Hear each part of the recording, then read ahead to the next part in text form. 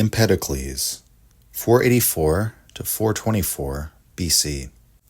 The definitive characteristic of Empedocles is his otherworldly arrogance, his assertion of his difference from every philosopher who has ever come before him. He considered himself a god incarnate, more than a mortal man. Nietzsche says that the driving force within Empedocles is jealousy as regards every other philosopher, and a desire to outrival them and become greater than all of them. In this respect, Empedocles is very Greek. He brings the agonistic competition into philosophy for the first time. Nietzsche says in his Pre-Platonic lectures, quote, "He comes from a family of competitors. He also actually achieves the greatest feat in Olympia." End quote. Empedocles was from Agrigentum, a Greek colony on the island of Sicily. The city had flourished for many decades, but a series of poor military decisions saw the city drawn into a number of losing conflicts, which resulted in the deaths of thousands of its citizens. Empedocles enters politics during this time of unrest, in which the government was reformed and became democratic. Before long, there were numerous attempts to install a tyranny, which Empedocles hated with a passion. He became a popular orator, extremely inflammatory in his rhetorical style, and because of his political prominence, Empedocles was able to completely reorganize the city government of Agrigentum. He dissolves the existing democratic body, the Assembly of the Thousand, quote, apparently because he had become suspicious of it, end quote. Empedocles is thus a democratic reformer first. He believes in the oneness of all souls and extrapolates this into a morality of universal love. The political consequence of this is a political order governed by equality. Nietzsche writes, quote, "He wins over the Agrigentines to equality in politics. Since he was so rich, he could provide dowries for the poorer maidens of the city. Apparently, he seeks a resolution to differences in wealth. He becomes so popular that he is offered the kingdom, which he declined." End quote. After this, he leaves Agrigentum.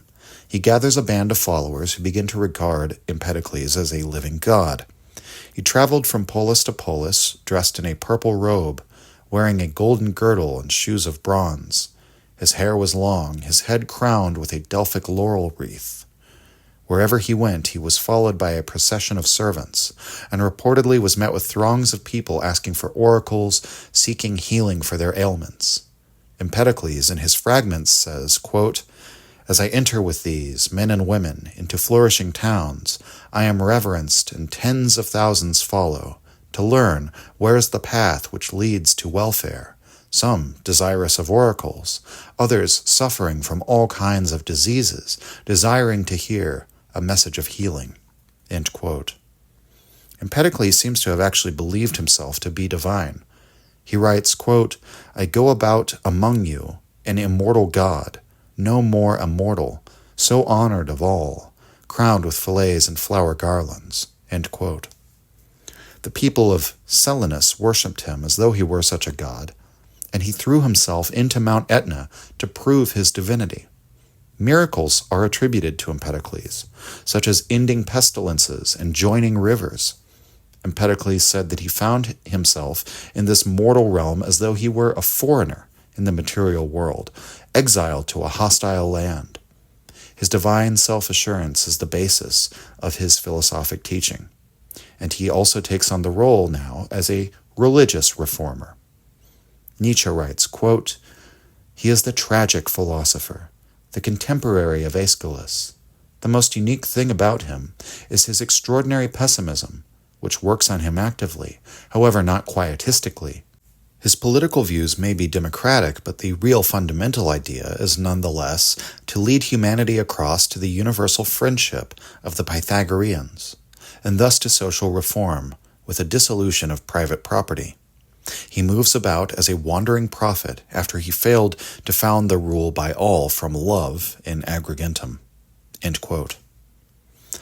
His thinking is both magical and scientific. Nietzsche argues that because, quote, "mythic and scientific thinking go hand in hand for him, understanding him is quite difficult," end quote. If the mythic and scientific are to be understood as two horses of very different natures, either of which one might mount to reach his goal, Empedocles, quote, rides both steeds, jumping back and forth, end quote. He's undoubtedly a religious figure, but he does not teach mythically. Instead, he teaches allegorically. Nietzsche points out that he appropriates the names of deities, but not to invoke them as personalities. Instead, Empedocles uses the gods to signify forces or principles. Nietzsche writes, quote, we especially note his interpretation of Apollo, whom he understood to be spirit, Geist, end quote.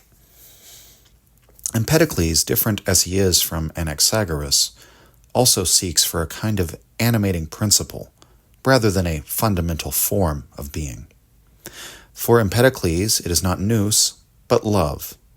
Love is called by Empedocles by the names of Aphrodite, Harmonia, Philotes, or even just the Greek word for affection.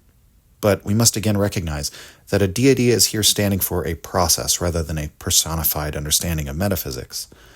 Aphrodite is the concept of love itself. And we might further clarify, love is a principle synonymous with attraction. When we put it that way, Empedocles begins to seem a bit less mystical to the modern mind. Here is a man proposing a theory of attraction and repulsion. Love and hate, we might say harmony and strife, these are all just different ways of putting it. But attraction and repulsion are sort of the most clinical and scientific way of putting it. While Empedocles does not return to an anthropomorphized view of the cosmos, it's decidedly anthropocentric. His philosophy is centered on humanity, insofar as he believes that love and hate, which are human emotions, are the driving forces of nature. Human guilt is the cause of our existence within this world of strife. Existence is once again conceived as a punishment for past transgressions. Empedocles is counted among the pluralists because he's the innovator of the theory of the four elements, of which he says, neither of the four is the fundamental monistic substance. The Empedoclean quaternity of the elements is the schema of four elements with which we're all familiar today. The fire of the sun, the ether, which is the sky, the water that makes up the oceans and falls to earth in the form of rain, the rocks and the soil of the earth itself. Empedocles argues these four have all existed eternally. They're not modifications of one more basic substance or one indefinite being. All four exist originally, and it is through love, attraction, that they exist in a sort of harmonious oneness, and hate, repulsion, they come into conflict and strife. And so life and the world and the beings within it are made up of all four of these elements in different combinations. But rather than seeing it in terms of mixture and separation, as Anaxagoras does, Empedocles, again, he thinks of it in terms of attraction and repulsion. We might say Anaxagoras seems to think in terms of chemistry, whereas Empedocles is thinking more in terms of a physics metaphor.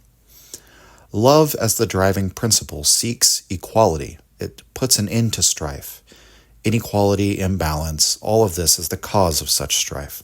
And so the love of Empedocles is just as otherworldly as the love of Christ in its way. Quote, in this world of discord, of sorrow, of oppositions, he finds only one principle that guarantees an entirely different world order. He finds Aphrodite, known to all, but never as a cosmic principle. End quote. The fact that Empedocles sets love as a cosmic force against an antagonistic power, Nietzsche uses the term Macht, seems to have been influential in Nietzsche's thought.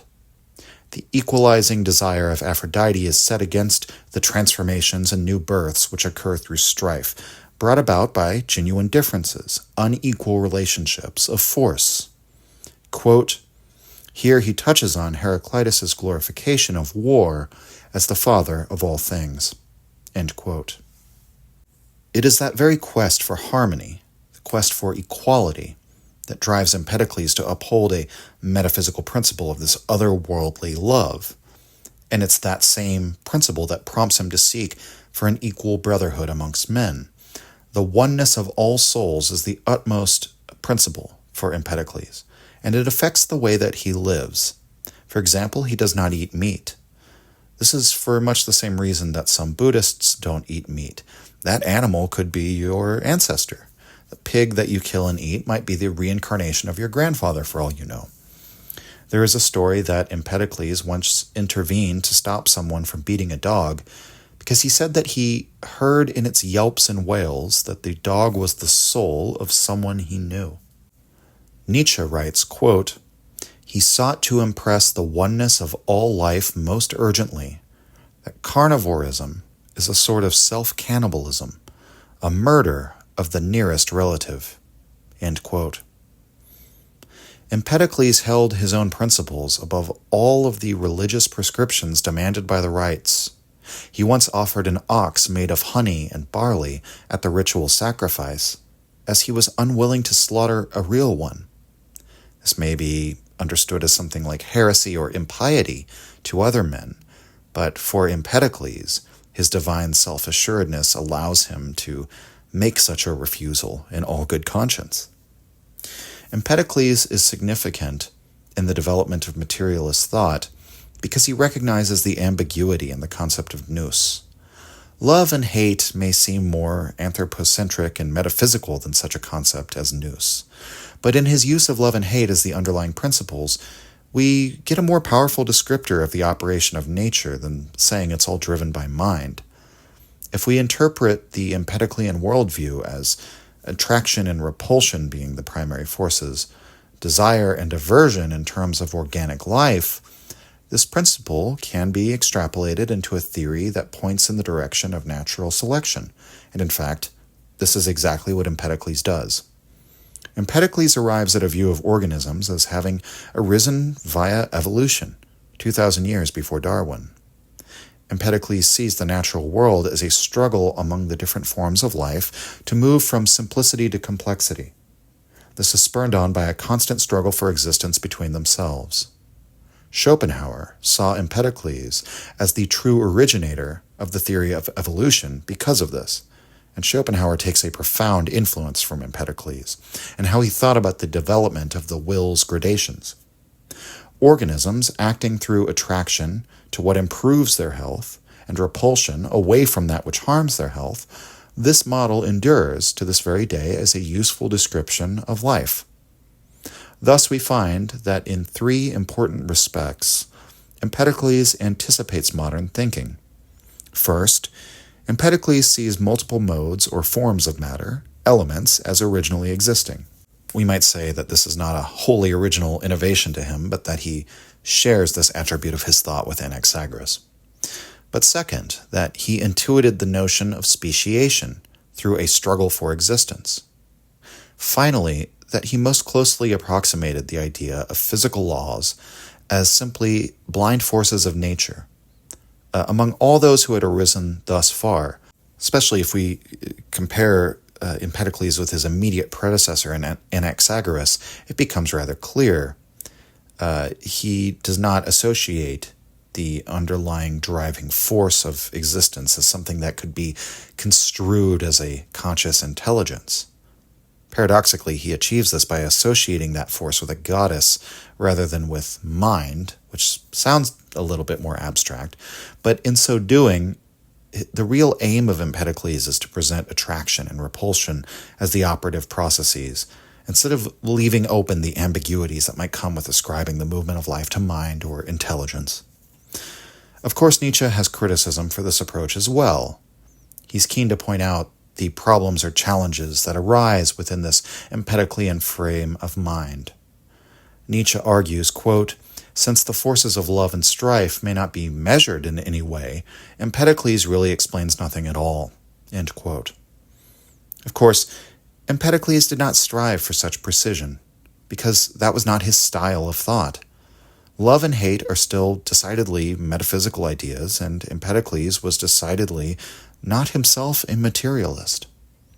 Even so, this man who went around with the pretensions of being a literal god performing miracles still manages to advance the dialogue. He brings forth a picture of universal existence that we can in some way find a use for. He remains eternally difficult to understand because he was so many contradictory things all at once. Nietzsche argues, quote, Empedocles continually stands on this boundary line, and in almost all matters, Empedocles is such a boundary line figure. He hovers between poet and rhetorician, between God and man, between scientific man and artist, between statesman and priest, between Pythagoras and Democritus. He is the motliest figure of older philosophy. He demarcates the age of myth, tragedy, and orgiastics, yet at the same time there appears in him the new Greek as democratic statesman, orator, enlightenment figure, allegorist, and scientific human being. In him, the two time periods wrestle with each other. He is a man of competition through and through." End quote. We might see Empedocles, therefore, as similar to a figure like Johann Wolfgang von Goethe. Nietzsche sees Empedocles as a man with two poles of the spirit, like Goethe had the two poles of the classical and the romantic. In Empedocles, we could classify it as the mystical and the scientific. He derives his greatness from that very tension, from a competition internal to himself between these two tendencies in thought. He contains the conflict between mind and body, matter and spirit, science and faith entirely within his own character. And yet, Empedocles still manages to offer us yet another single-minded worldview. The world governed by love. If you enjoyed the Nietzsche podcast or found it helpful, you can visit us and support the show at patreon.com/untimelyreflections. The link is in the description. Or just share the show with any of your friends that you think might enjoy it or on social media. Thank you for your support.